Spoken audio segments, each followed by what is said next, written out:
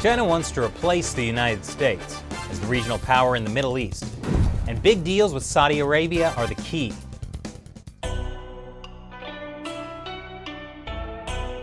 Welcome back to China Uncensored. I'm Chris Chappell. Saudi Arabia has been a longtime U.S. ally, sometimes even a close friend, all the way through President Trump too, though he seems slightly less comfortable with the hand-holding. Now, the story of why the U.S. and Saudi Arabia have been friends is a whole other topic, maybe someday on America Uncovered. But the big news is that the Chinese Communist Party is looking to step in. Chinese leader Xi Jinping wants to tie Saudi Arabia to his Belt and Road Initiative, the trillion-dollar global infrastructure plan supported by a seriously terrible propaganda song.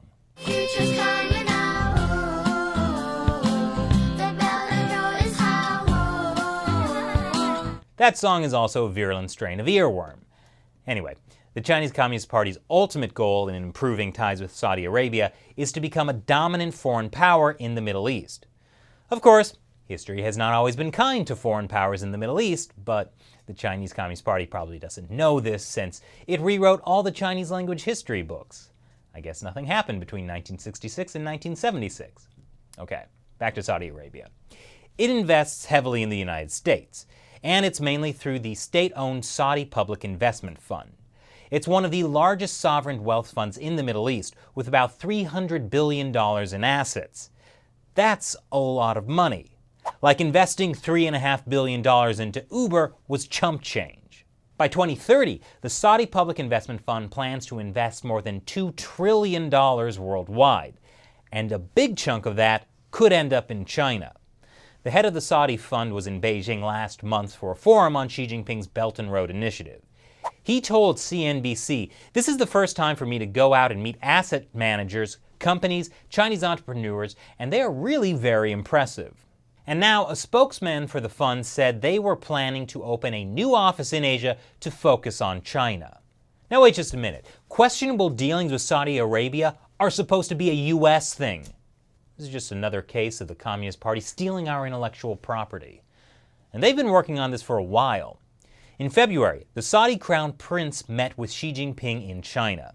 They had great things to say about each other.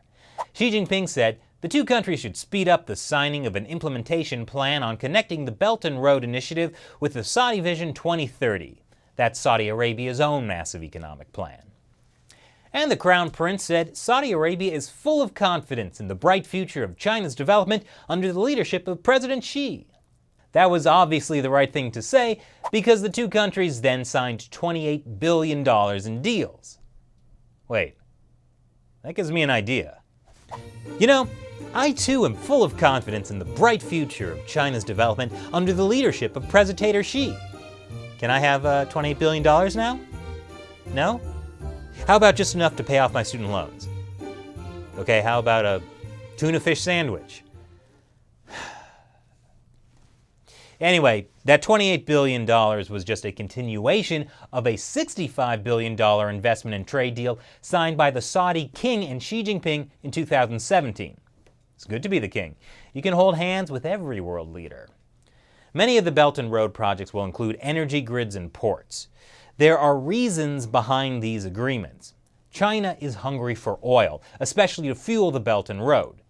China gets oil from all over the Middle East and has invested heavily in the region, and that's made China a powerful force, as different countries, including Saudi Arabia, compete for Chinese investment. Now, historically, China has had trouble in the Middle East because they've supported Iran for years, and a lot of other Middle Eastern countries don't like Iran. But the Chinese Communist Party has solved that problem with billions of dollars. Yes, through the Belt and Road, China has become the largest trading partner of the Arab League, including Saudi Arabia as well as Iran. And the Chinese Communist Party could even eventually replace the U.S. as a power in the Middle East.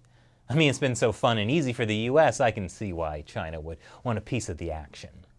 So Saudi Arabia is boosting oil exports to China. And it's helping China build several of its own oil refineries through joint ventures with the Saudi state-run oil company Aramco. Saudi Arabia is also helping build a $10 billion oil refinery in a Chinese-controlled port in Pakistan. That's key Belt and Road real estate right there.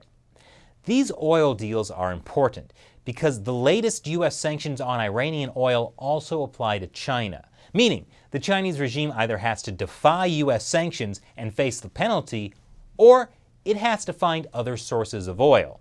Though so far, China hasn't reached out to Saudi Arabia for more oil, as far as we know. But to say the China-Saudi relationship is just about oil would be crude. Saudi Arabia is also a strategic location for China's Belt and Road Initiative. It would give China access to the Red Sea through Saudi ports, which means easier access to the Suez Canal and the Mediterranean Sea, where China controls a major port to Europe through Greece. And it's also investing in a key port in Italy. And Saudi Arabia gets more out of this than just a market for oil. It gets an alternative to the United States. Global oil prices are being kept down by increased U.S. shale oil production. And inside the U.S., there's less support for Saudi Arabia, especially over the war in Yemen. However, President Trump vetoed that resolution. Still, Saudi Arabia is looking for new allies. To that end, Saudi schools will now be teaching Mandarin. That decision happened after the $28 billion deal Saudi Arabia and China signed in February, because when you're an absolute monarch, you can just decide those things on the spot. You can also totally sell out the Muslims inside China without public oversight. The Chinese regime has been putting the Uyghurs, a mostly Muslim ethnic minority, into concentration camps and trying to wipe out their language and culture. They call it fighting terrorism and extremism.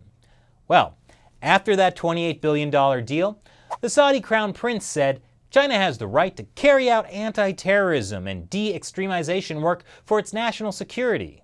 And if that involves putting 1 million Uyghur Muslims into Chinese concentration camps, so be it.